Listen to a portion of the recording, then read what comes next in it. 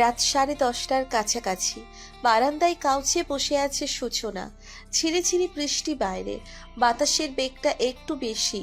আস্তে আস্তে হিমশীতল ঋতুর আগমন হওয়ার পথে। তার উপর এই শীতল ভেজা বাতাস শরীর কাঁটা দিয়ে উঠছে। তার গায়ে জড়ানো ওড়নাটা আরো ভালোভাবে জড়িয়ে নিল। ঠান্ডা লাগছে তবু এখানে বসে আছিস কেন? রুমে যা। তার পাশে বসতে বসতে উক্ত কথাটুকু বলল মিহু। তার দিকে তাকিয়ে সূচনা বলল, ঠান্ডা লাগছে কিন্তু প্রশান্তিময় অনুভূতি। আচ্ছা, আন্টির সাথে কথা হয়েছে? হ্যাঁ, হয়েছে মাত্র। সন্ধ্যায় ফোন করে বলেছিলাম, এখন আবার কথা বললাম। যাক, ভালো করেছিস। হুম, একটা কথা বলি। তুই আবার জিজ্ঞেস করছিস? বলে ফেল। তুই বিয়ে করে ফেল। কি? না মানে বিয়েতে রাজি হয়ে যা আর কি। জানি না, দোটানায় পড়ে গেছি জানিস। তুই এখনো সেখানেই? আমি সেটা নিয়ে মোটেও ভাবছি না মিহু। অতীতে যে ছিল ছিল, এখন নেই। তার সাথে জড়ানো প্রথম আর শেষ স্মৃতিটুকু আজকে শেষ করে দিয়েছি। ওই ডায়েরিটা জ্বালিয়ে দিয়েছি আজকে। আমি চাই না ওই ব্যাপারে আর কেউ জানুক। আমি নিজেও ভুলে যেতে চাই।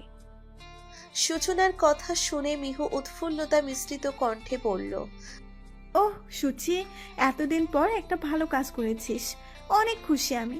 জানিস, একজন ইংরেজি কবি বলেছিলেন, we will meet many people along the way, we will be friends, but at the end of the day only one person will remain who is perfect for আস।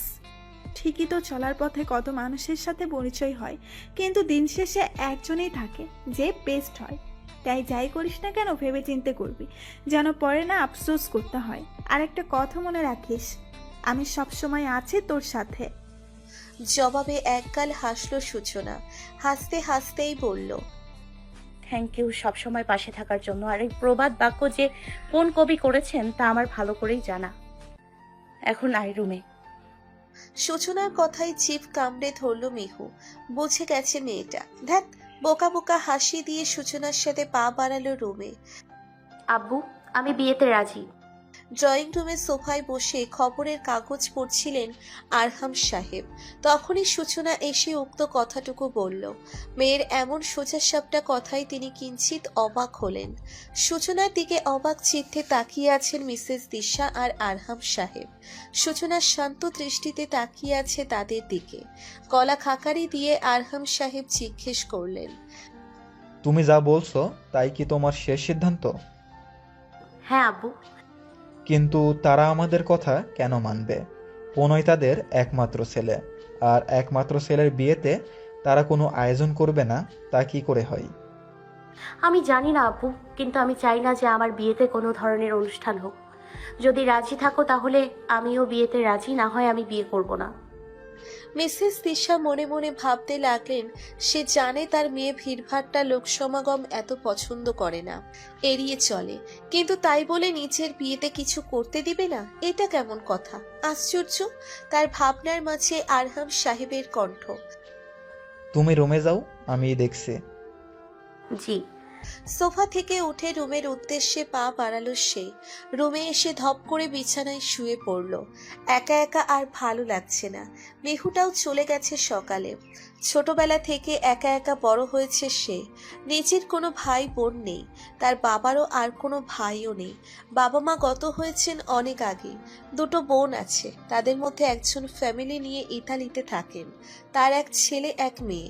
তার হয়তো ঠিকমতো সূচনাকে চেনেও না। আর এক ফুপ্পি, উনি থাকেন উত্তরাতে। উনি যাও একটু আসেন সময় পেলে, কিন্তু তাকে খুব বেশি একটা পছন্দ না তার, কারণ তার কথা বলার ধরন একটু অন্যরকম।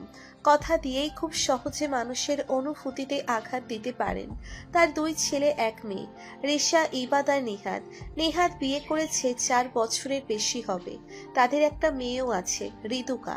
মেয়েটা বড্ড ভালোবাসে তাকে, বেশ ভাব তার সূচনার সাথে।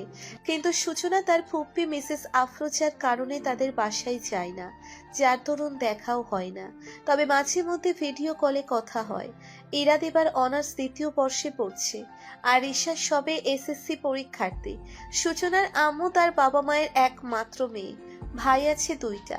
তার বড় মামার 2 ছেলে আর ছোট মামার 1 ছেলে 1 মেয়ে, কিন্তু তারা সবাই থাকে দূরে দূরে। সব মিলিয়ে সে একাই। ভাবতে ভাবতেই মন আরো খারাপ হয়ে গেল সূচনার। শোয়া থেকে উঠে বসলো সূচনা। প্রণয়ের সাথে দেখা করতে হবে।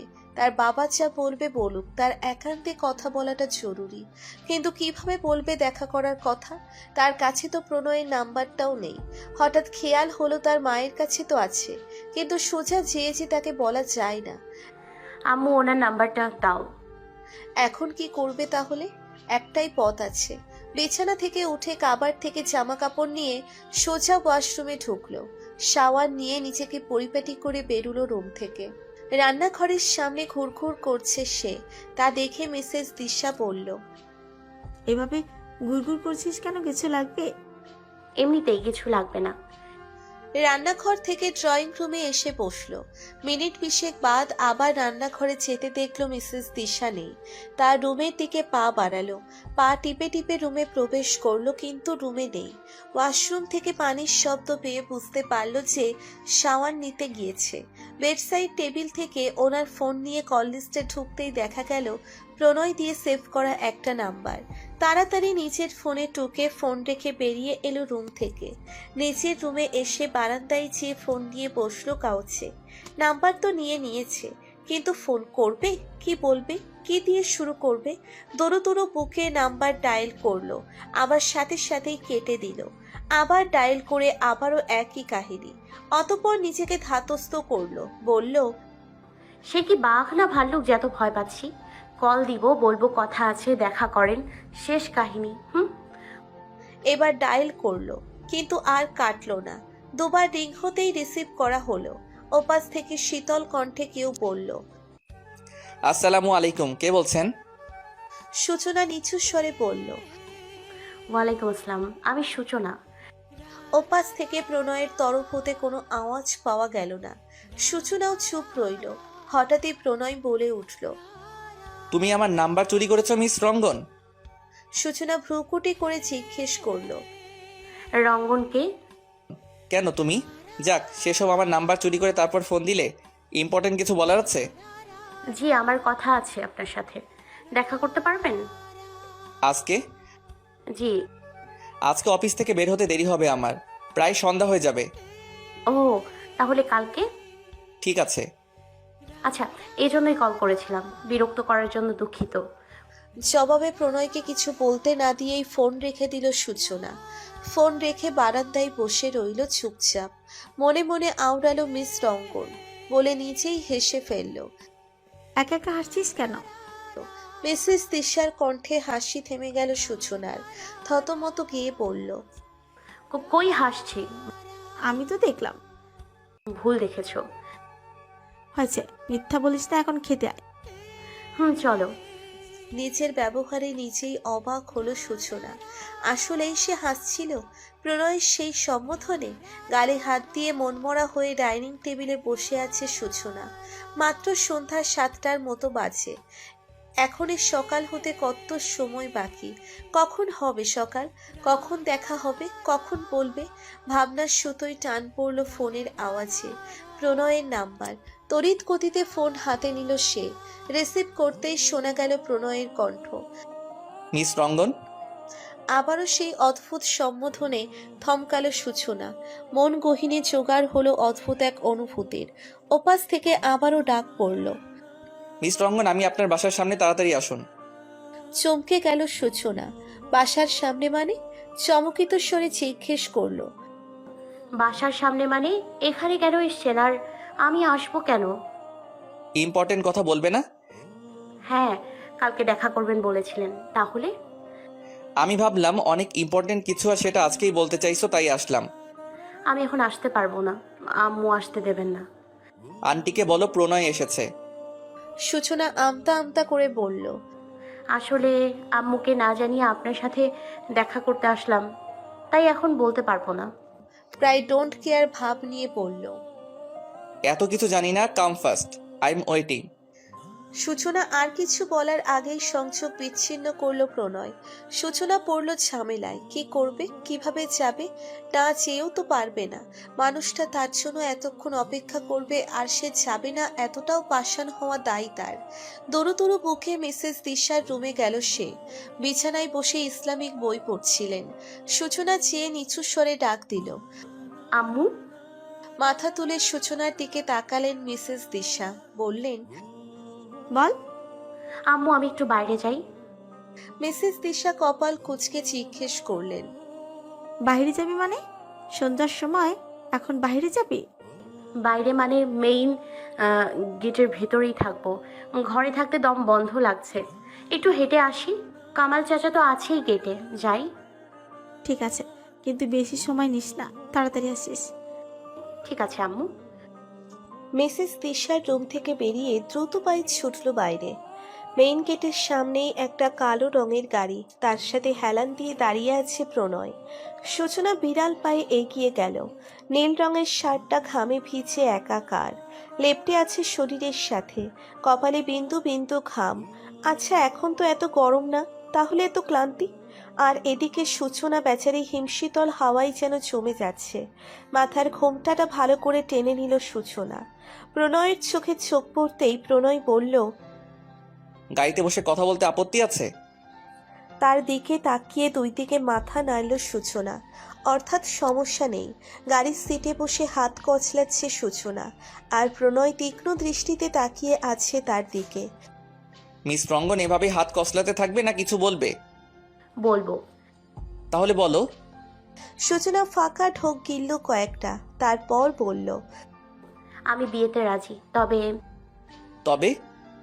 আমার শর্ত আছে একটা। কি শর্ত? আমি চাই না আমাদের বিয়েতে কোনো অনুষ্ঠান করা হোক। এত জাঁকজমকপূর্ণ প্রদর্শনী চাই না আমি। ছোটবেলা থেকেই আম্মুকে বলতাম যে যার সাথে আমার বিয়ে ঠিক হবে সে আসবে, বিয়ে করবে, নিয়ে চলে যাবে। আম্মু ভাবতো আমি মজা করতাম, কিন্তু এটা সত্যি, আমি এমনটাই চাই। এতটুকুই? আরেকটা আছে, তবে সেটা শর্ত নয়, অনুরোধ। কি অনুরোধ? সূচনা মাথা নিচু করে নিল, নত মস্তকেই বলল, আমি বিয়েতে রাজি, তবে আমার সময় লাগবে সবকিছু মানিয়ে নিতে, বুঝতে, নিজেকে বোঝাতে। সেই সময় কি পাবো? কিছু বলল না প্রণয়। সূচনা মাথা তুলে তাকালো তার দিকে। তাকে তাকাতে দেখে প্রণয় তখনই বলল, আপনি বাসায় যান, আন্টি টেনশন করবে। প্রণয়ের কথা শুনে বুক ধক করে উঠল সূচনার। তার প্রশ্নের জবাব তো দিল না প্রণয়, তবে কি? কিছু না বলে গাড়ি থেকে বেরিয়ে পড়ল সূচনা। পেছনে তাকালো না আর। বাসায় যেয়ে সোজা রুমে চলে গেল সে। হতে পারে রূপ কথার এক দেশের, রাতের আকাশের এক ফালি চাঁদ, তোমার আমার চিরকাল, তুমি আমি হাতে রেখে হাত, ছুঁয়ে দিয়ে আঙুলে আঙুল, দেখতে পারো কিছু আদুরে সকাল, হতে পারে এ পথের শুরু, নিয়ে যাবে আমাদের অজানায়, তুমি আমি আমাদের পৃথিবী, সাজিয়ে নিব ভালোবাসায়, ভালোবাসি বলে দাও আমায়, বলে দাও হ্যাঁ সব কবুল, তুমি শুধু আমারই হবে, যদি করো মিষ্টি এই ভুল। বাবা, আজকাল রোমান্টিক গানও গাওয়া হচ্ছে। কাহিনী কি ভাইয়া? ব্যালকনিতে দাঁড়িয়ে গান গাইছিল প্রণয়। তার মাঝে ইরার বলা কথা কানে আসায় গান থামিয়ে পেছনে ঘুরল সে। ইরা আর তিথি দাঁড়িয়ে আছে, মুখে দাঁত কেলানি এক হাসি, গা জ্বালানোর মতো। কপাল কুঁচকে বিরক্তি মাখা কণ্ঠে প্রণয় বলল, তোদের জ্বালায় শান্তিতে গানও গাওয়া যাবে না, এখন বিরহের গান গাইলে বলবি ছাকা খেয়েছি। প্রণয়ের কথা শুনে তিথি বলল, কি যে বলো ভাইয়া, সে কথা বলতে যাব কেন? আর ইউরোপী কাহিনী কি হবে? তোমার কি মনে হয় যে ভাইয়ার দ্বারা প্রেম করা সম্ভব? মোটেও না। এইসব প্রেম তাকে দ্বারা অসম্ভব। আর প্রেম না হলে ছ্যাঁকা খাওয়ার তো প্রশ্নই ওঠে না, তাই না ভাইয়া? প্রণয় ক্ষিপ্ত কণ্ঠে বলল, তবে রে তিতু, বেশি পেকে গেছিস দেখা যায়। দিনা আপুর আগে তোর বিয়েটা সেরে ফেলি, কি বলিস? তিথি আমতা আমতা করে বলল, ইউরোপী, আমি গেলাম, ঘুম পেয়েছে আমার, তুমি আসো। এক প্রকার ছুটে পালালো তিথি। প্রণয় ইরার উদ্দেশ্যে বলল, তুই যাবি নাকি তোকে আলাদাভাবে বলবো কিছু? ইরা ভেঙচিয়ে বলল, যাচ্ছি যাচ্ছি। শোন, বল। কালকের কথা মনে আছে না? ঠিকঠাক মতো করিস সবকিছু। তুমি টেনশন করো না। হুম। এরা চলে গেলে ব্যালকনির গ্রিলের দুপাশে হাত রেখে আকাশের দিকে দৃষ্টি রাখল প্রণয়। বিড়বিড় করে বলল, something special is waiting for you, miss Rangan. অন্যদিকে সূচনাও বারান্দায় বসে আছে, দৃষ্টি তার ওই দৌড় আকাশে। মনের সহস্রাধিক প্রশ্ন, কি হবে, কি করবে সে? প্রণয় কি সিদ্ধান্ত নিবে? সকালের স্নিগ্ধ প্রহর, সূর্যের সোনালি আলোয় আচ্ছাদিত প্রকৃতির মায়াবী মুখশ্রী। ফজরের নামাজ পড়ে চা নিয়ে ছাদে এসেছে সূচনা। চেয়ার টেনে ছাদের মধ্যিখানে বসে পড়ল। মাথার ওপর দিয়ে উড়ে যাচ্ছে পাখির দল। কি মিষ্টি মধুর তাদের কলরব ধ্বনি।